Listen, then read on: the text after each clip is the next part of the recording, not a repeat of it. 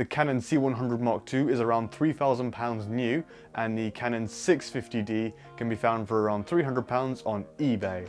So does that mean the C100 Mark II is 10 times the camera that the 650D is? Also, haircut.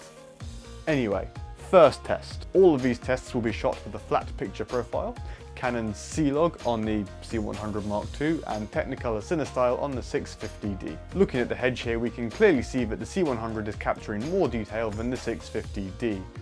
Now, the 650D actually uses more data than the C100 does, yet the image isn't as good. So not only does the C100 have more detail, but it's also much more efficient than the 650D too. Looking at the dynamic range, things are pretty close, but bear in mind that I'm using CineStyle on the 650D. If we use neutral, then it's pretty awful.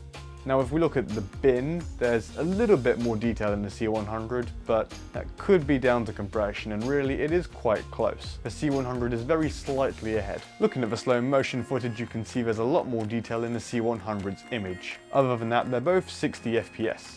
The C100 Mark II slow motion is very similar to its normal picture, whereas on the 650D, the resolution drops down to 720p, which unfortunately is quite noticeable. And now we compare the low light at ISO 1600, ISO 3200, and ISO 6400. And there's really no competition. The C100 clearly wins here. To put it in perspective of how good the C100 is, at its maximum ISO of 100,000, it is cleaner than the 650D at ISO 6400. For low light, definitely C100 wins. Finally, we have the autofocus. Now this test is a little bit unfair because the 650D was one of the first DSLRs to get video live autofocus. The C100, on the other hand, has one of the best autofocus systems ever put into a camera. The C100 does very well, it focuses quickly, and it looks like a human operator. It only occasionally misses the target or stutters. Overall, very good. The 650D, on the other hand, yeah, I wouldn't use the autofocus on that camera. Not amazing. Now, the autofocus is a little bit better with an STM lens, but even so, not as good as the C100. For all these tests, we are using the Sigma Art 24-105 f4.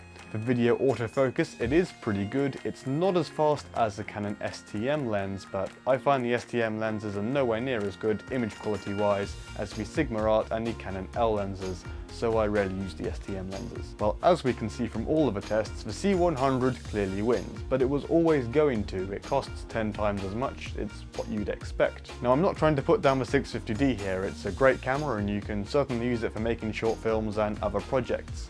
The purpose of the video is to show you what happens when you spend 10 times the amount of money on a camera. If you found this video helpful, please consider liking and subscribe for more videos. I will see you later.